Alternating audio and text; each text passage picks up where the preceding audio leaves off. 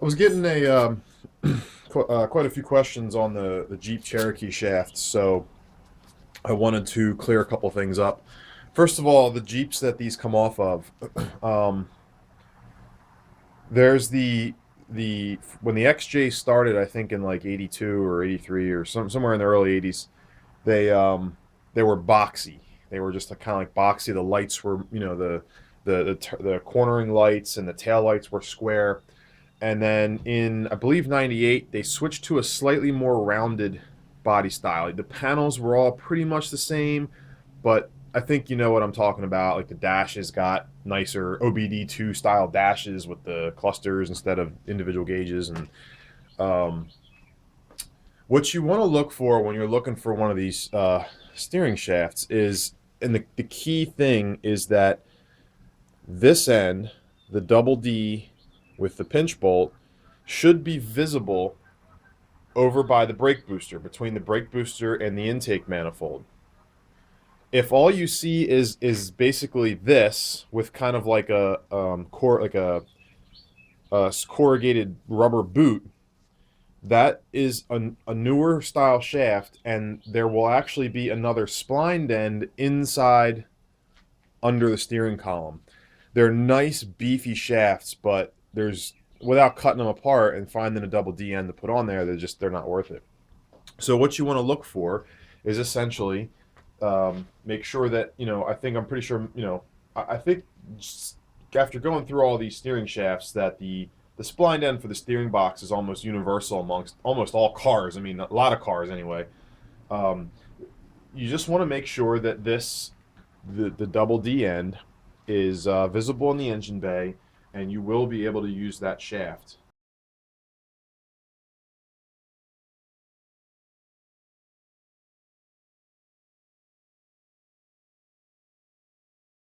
from a Jeep. Um, I did see some I think 97, 96. There's kind of a layover, and I did see some newer style steering column shafts in those. So you just got to be wary. If you shoot for a 94 or 95, you're going to be okay. The other thing is make sure you take enough tools with you. They're 11 millimeter pinch bolts. Okay, those are easy enough, but take some extensions and some wobbles, because if you're in the junkyard and the steering column's locked, you're going to have to work around that because there's almost never keys in there, so you can unlock and rotate the steering column. Um, the other thing is on the Jeeps. I mentioned in my video about dropping the steering box. I believe that is a 17 mil socket. I think there are three bolts. Very easy to find. The problem is are they going to be easy to take out? They're rusty. They sometimes they break, but what do you care? Actually breaking them would probably save you time. Um, but you might want to drop the box. Now you're going to have a pitman arm and steering linkage attached, so you're just going to have to kind of like, it's kind of cavemanish, but just kind of get something like a hammer or a pipe or a piece of scrap laying around or whatever, and kick the box and push it down until you can slip this off. The other option is to grab yourself a pry bar. Let's see if I have one handy. I don't think I have my pry bar handy. Oh yeah, there's one. If you grab a pry bar, and I don't know if you'll be able to see this. If you kind of stick it in that lower U joint, and if you have some room, you can give your pry bar some hits, um, because this will collapse with a little bit of impact. It's supposed to. It's what happens when you get into a front end collision. So I wouldn't bust too much on this joint, on the joint, but if you put your pry bar or something in here, I mean you're just hitting on this. It's not going to hurt anything. You can get it to collapse. Even if you get it to collapse a half an inch or an inch, that's enough to help you slip that off the steering box. So the other thing I wanted to caution everybody is every one of these Jeep shafts I pulled off, almost, this joint down by the steering box was really bound up. I mean, you could hardly move it. So what you want to do is just go ahead and chuck it up in a vise here, get some penetrating oil, like some PB Blaster or something. I used some WD-40 just because I had it laying around. Um, and squirt it in there, and then you just want to work it around. work it back and forth, because that joint will be so stiff you'll hardly be able to move it by hand, and you're not going to get a whole lot of movement out of when it's in the car. But you know what? Get her working like this end. This end's nice and free. Get everything loosened up, and you will have a perfectly bind-free steering shaft. I mean, this thing was gunked up. I've already cleaned it, and there's still just chunks of crud in there, because Jeeps like to leak every fluid they contain. So, okay, after you're done that, there's another. Actually, let me grab the one that I didn't have to. This shaft here came out of an MJ, I believe it was an '87.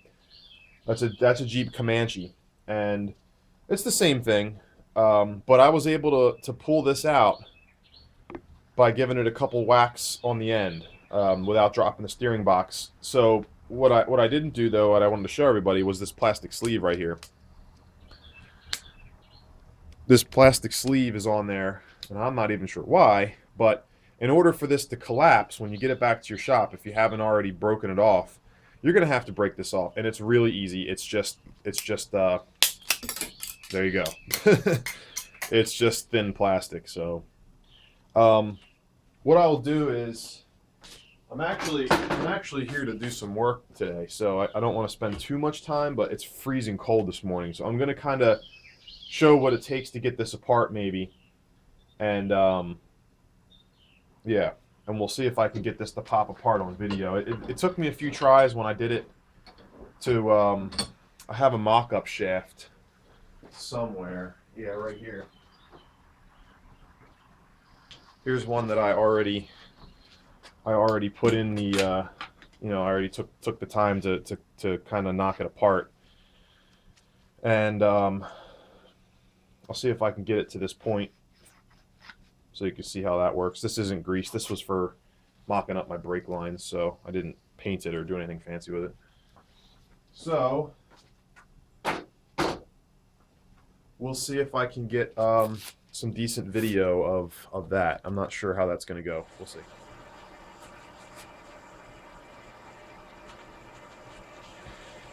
All right, what I've been doing is I have some MAP gas here. Regular propane should work too, but I've just been heating this up for a minute or two.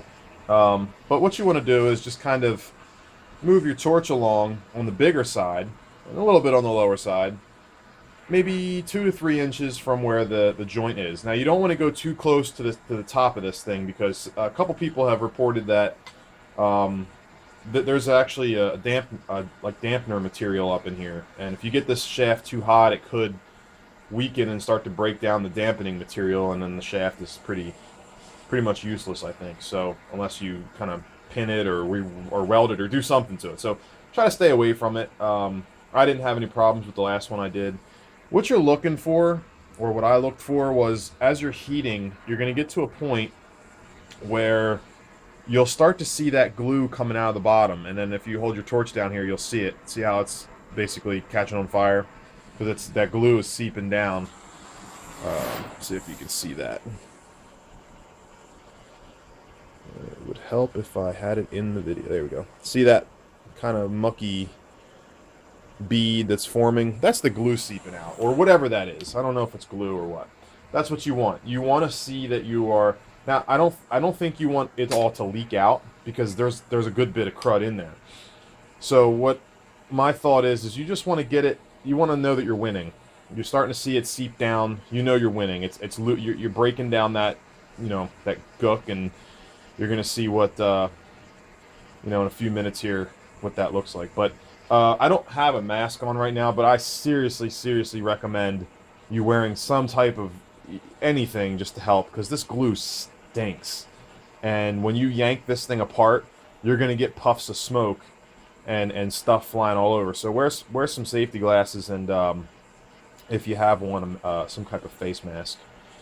So, all right, I'm going to try this. It might not pull apart, and then we'll just have to do it again. It's a little bit of trial and error, but my method, which seemed to work well, I'm going to move my coffee, because that would be a catastrophe if you ruin that. My method was to just slide it in this vise right here. Hope you can see this. and just get it in there and just yank back on that, you know, on there. So give it a couple good.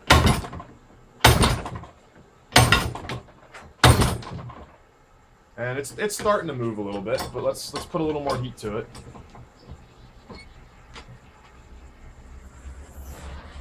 Put a little more heat to it and see if we can get it to budge. Now I'm not too worried about damaging the shaft doing that because I'm not beating on the U-joint. I'm just on the flange, the bottom flange. So unless you're gonna break, you know, break the welds down there, which honestly, if you could do it, break the welds doing what I just did, you really don't want this controlling your steering anyway. So I don't think it's gonna hurt anything. Now I got it all. Now I made it angry, so it's probably gonna start leaking and spitting hot glue at me soon. You'll see when I get this apart that there's a keyway on the smaller shaft, and I think what they do is they pump that stuff in there, and that locks the shaft. You know, it's like a mechanical lock then. Put some heat on this lower. Burn some of this glue out. I was trying to do this without burning this glue this time. I was hoping to just heat it up and then get it out and then scrape it. You know, scrape it off and run something up inside the tube to clean it out. But I don't know if I'm gonna win that battle. But for you guys that don't have a welder or don't feel like grinding that peening down on the Astro van shaft is kind of difficult, and you got to make sure the splines are clean before you slip the yoke end back on the shaft. Because if not, if you kind of cross them up, you can ruin that. I mean, if you ruin those splines, what good is it gonna? You know, you're not gonna be able to use it. So, give this a couple good yanks, see what happens. There we go. Apart. One yank. Well, after that. Now see that smoke that's coming out? I'm gonna back up and avoid that because that stuff is horrible. Horrible, horrible, horrible. And there you go. You can see those two notches in there. And, you know, there's not much else to see. That's all the shaft that's in there. You can see that. What is that? Maybe 3 inches, 3.5 inches, something like that. Not very much. When you put it in your third gen, you're going to have a lot more, inner shaft in this outer shaft, I believe. Almost positive that you'll have more. So now that you've got it apart, you just got to clean up all that glue and all that stuff. And I don't know what it is. It's disgusting. It's stinks. High heaven. Ugh. And just wipe it off. It'll come off because it's hot. And if not, some brake cleaner. I believe I shot some brake cleaner on it last time. I'll try this crappy brake cleaner. See if it does the trick.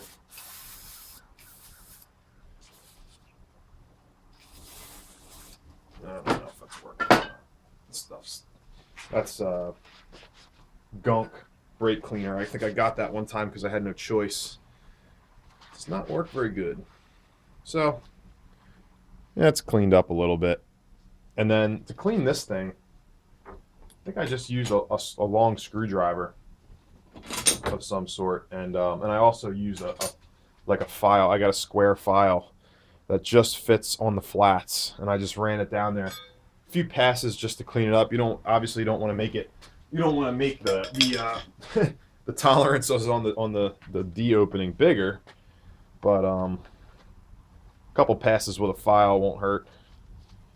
To get, you know, I would wait till the glue cools down because it's piping hot right now still. So just get something in there and try to clean it out as best you can. There's crud coming out. The other thing you can do is just throw some like WD-40 on this. Ooh, boy, that's hot. Boiling that WD-40. So you can just do that and then stick it in there, and um, you know, there you go, perfect. And you can, it's a through shaft too, so you can. I wish I could see if I was actually getting what I want. See that popping up through there? That's like old crud and stuff, and you can see that shaft is sticking up through there now. That is it, my friends. You could take this and follow my video on doing the Astro shaft and putting the notch in your steering column, and you could bolt this right in, and you would have essentially what you could pay hundreds of dollars for. And I think for most of us that aren't into, like, competition racing, that just kind of putts around on the streets or hit the autocross events every once in a while, this is great. I mean, it's there on the Jeep shafts. There does seem to be a tiny bit of like, it's kind of weird. It's not even really detectable by sight, but you can feel it. I don't think that would translate into much difficulty in steering. But what you could do if you're worried about it is you could come in and just take your BFH with a punch or something. And once you get this, you don't want to punch it so that it doesn't move, but you can give it a couple medium hits and kind of collapse that a tiny bit and give yourself some more, give it some more, tighten up the tolerances some. I didn't feel like it was necessary. This has that dampener up there anyway, so there's but that's it. I mean, now everything, this joint's, especially after heating it up, this joint is now moving great. I would probably come in here with a paper towel or something and clean the crud up. I don't know. I guess you could try to force some grease around it to kind of help it out, but that's it. I hope that helps some of you guys out that are looking to do the XJ shaft. Put some grease on this and throw it in, and you're good to go.